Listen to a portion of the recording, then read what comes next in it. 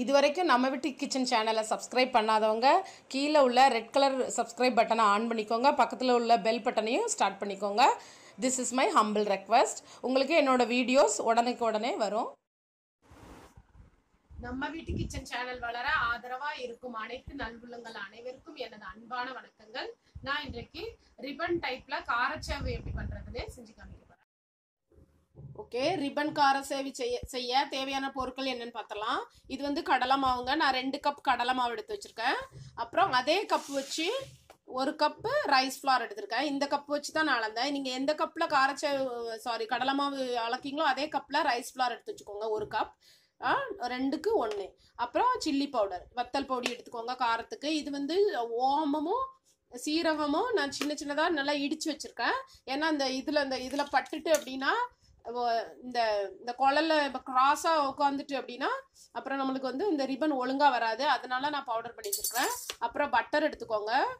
அப்புறம் மஞ்சள் பவுடர், அப்புறம் கொஞ்சோண்டு ஹிங்கு, நம்ம பெருங்காயம், அப்புறம் இது வந்து உப்பு, தேவையான அளவு உப்பு. அப்புறம் வந்து இன்னொன்று வந்து பொரிகாரன்னு சொல்லுவாங்கல்ல, அது நம்ம காரச்சாவை வந்து மொறுன்னு வைக்கிறதுக்கு அது யூஸ் பண்ணுவாங்க. முறுக்குல எல்லாத்துலேயுமே அது போடுவாங்க.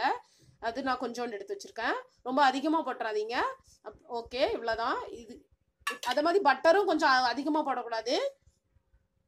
ஓகே, இப்போ இது எப்படி பண்ணலான்னு பார்க்கலாம். ஓகே, இப்போ கடலை மாவில் நம்ம அரிசி மாவு, இது வந்து 2 கப், இதை மாதிரி 2 கப்பு அளவு, இது 1 கப்பு அரிசி மாவு போட்டுக்கோங்க. அப்புறம் உப்பு, இந்த பொரிகாரம் போட்டுக்கோங்க. அப்புறம் வந்து சீரகமும் ஓமமும் பண்ணி வச்சிருக்கோம்ல, அது இது உங்களுக்கு பிடிக்கலன்னு நீங்கள் யூஸ் பண்ண வேண்டாம். பட் இது போட்டால் நல்லா இருக்கும். இப்போ கடலை மாவுக்குள்ள திங்ஸ் நம்ம ஃபுட் சாப்பிட்டோம்னா ஒரு மாதிரி வரும், கேஸ் அடைச்சிக்கிட்டு. ஸோ அதெல்லாம் இருக்காது. அதனால தான் பட்டர் இந்த அளவு போட்டுக்கோங்க. 1 ஸ்பூன் கொஞ்சமே போதும். ஏன்னா அதிகமாக போடும்போது நம்மளுக்கு வந்து பட்டர் நல்லா டேஸ்ட்டாக இருக்கும், ஆனால் ரொம்ப ஆயில் குடிக்க ஆரம்பிச்சிடும். அதனால வேண்டாம். அப்புறம் இந்த அளவுக்கு மஞ்சள் பவுடர் கொஞ்சோண்டு போட்டுக்கோங்க. அப்புறம் காரத்துக்கு உங்கள் சில்லி பவுடரை பொறுத்து இது வந்து கலர் அதிகமாக இருக்கும், காரம் கம்மியாக இருக்கும். அதனால நான் வந்து ஒரு 1.5 ஸ்பூன் போடுறேன். அப்புறம் வந்து லைட்டாக மிதமான சூடு தண்ணி, நம்ம நகைச்சூடான தண்ணின்னு சொல்லுவோம்ல, அந்த மாதிரி தண்ணி போடணும். கொஞ்சோண்டு பெருங்காயம் வந்து ஒரு 1/2 ஸ்பூன் போட்டுக்கோங்க.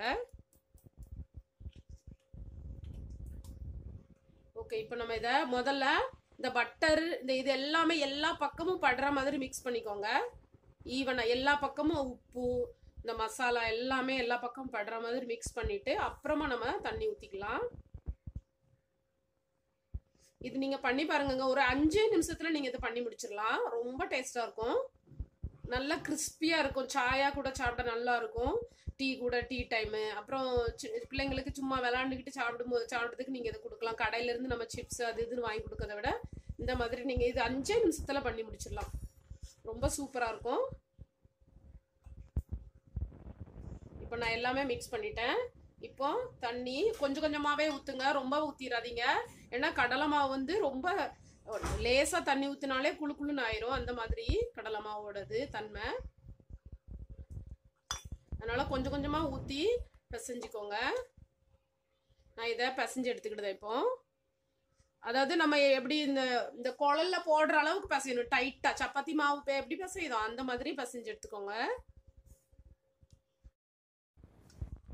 பாருங்க, நான் இந்த மாதிரி பிசைஞ்சு எடுத்திருக்கேன். நல்லா கட்டியாக நல்லா இதாக பிசைஞ்சிக்கோங்க. இந்த மாதிரி இருக்கணும். ஓகே, இப்போ இதை ஒரு 10 நிமிஷத்துக்கு நம்ம வச்சிடலாம் ரெஸ்ட் எடுக்க. அதுக்கப்புறம் வந்து நம்ம பண்ணலாம். இப்போ இது 10 மினிட்ஸ் ஆயிட்டுங்க. நம்ம இப்போ இந்த மாதிரி இருக்கணும். இப்போ நம்ம இதில் ஹாஃப் எடுத்து இப்படி உருட்டிக்கோங்க. அப்புறம் இப்படி உங்களோட முறுக்கு குழல் இருக்குல்ல, இடியாப்ப குழல், அதில் இந்த அச்சு இது போடணும். நீங்கள் இந்த மாதிரி இருக்கும், இதை போடுங்க. இதை போட்டுட்டு லைட்டாக ஆயில் அப்ளை பண்ணிக்கோங்க. உள்ள இந்த குழல்ல லைட்டாக ஆயில் உள்ளே போட்டுக்கோங்க. அப்புறம் இதை இப்படி வச்சிருங்க.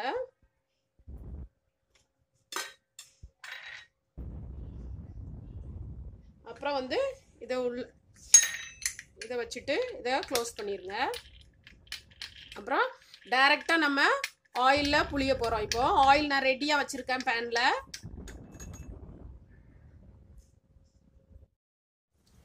ஓகே, இப்போ நல்லா ஆயில் வந்து நல்லா சூடாயிட்டுங்க. சூடாயிட்டு நீங்க எப்படி செக் பண்ணுவீங்கன்னா, இப்படி கொஞ்சோண்டு சின்னோண்டு ஒரு இது போட்டு பாத்தீங்கன்னா அப்படி பபிள்ஸ் வந்துட்டு இப்படி மேல வந்துட்டு பாருங்க. அப்பனா இது ரெடியா இருக்குன்னு அர்த்தம். இப்போ வந்து நீங்க ஃபர்ஸ்ட் கேஸ பெருசா வச்சுக்கோங்க, அதாவது ஃபாஸ்டா அதிக தீயில, அப்புறம் கம்மியாவே வச்சுக்கோங்க. இப்போ நம்ம இத புளிய போறோம்.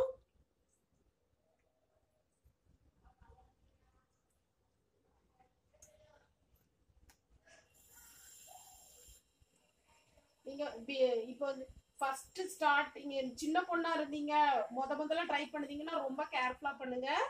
ஏன்னா இது ரொம்ப சூடா இருக்கும். ஆயில் வேற, ரொம்ப கேர்ஃபுல்லா நீங்க பண்ணணும். என்னைக்குமே ஆயில்ல வந்து நீங்க கேர்ஃபுல்லா இருந்தது. அது இந்த மாதிரி முறுக்கு சுடுறது இந்த மாதிரி ஐட்டம் பண்ணும்போது ரொம்ப கேர்ஃபுல்லா இருக்கணும். அப்புறம் இவ்வளவு போட்டா போதும், ரொம்ப ஃபுல்லா போட்டுறாதீங்க. ஒரு உலக்குல உள்ள அந்த முறுக்கு குழல்ல உள்ள எல்லாமே இதுல போடணும்னு அவசியம் இல்லை. ஓரளவு உங்களுக்கு ஒரு இது வந்தோன்னா ஆஃப் பண்ணிருங்க, அதாவது நிப்பாட்டிருங்க. இதை நம்ம ஃப்ரை பண்ணி எடுத்துக்கலாம்.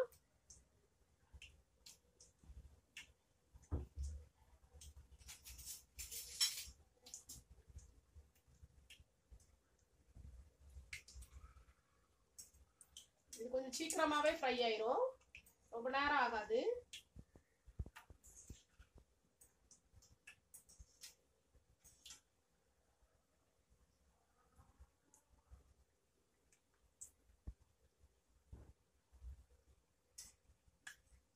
அப்புறம் வந்து இப்படி ஒண்ணு போல டர்ன் பண்ணிருங்க இப்படி.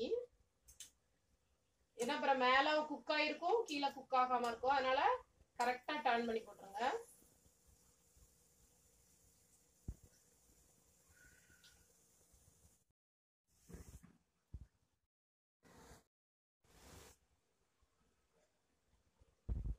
ஓகே, இப்போ இது நல்லா பொரிஞ்சுட்டு அமைதியா, அதாவது கம்மி தீயில வச்சு ஒரு 5 நிமிஷத்துக்கு அமைதியா ஃப்ரை பண்ணி எடுத்துக்கோங்க.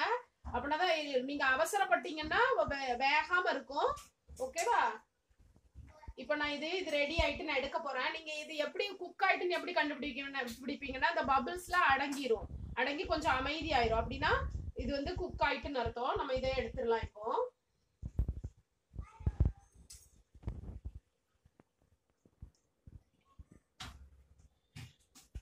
இது ரொம்ப சூப்பரா இருக்கும் பாருங்க. ரொம்ப குயிக்கா செஞ்சு முடிச்சுட்டா ரொம்ப சூப்பரா இருக்கும். நீங்க கண்டிப்பா ட்ரை பண்ணுங்க. ஓகே, நான் இப்ப இதை எடுத்து வச்சிருவேன்.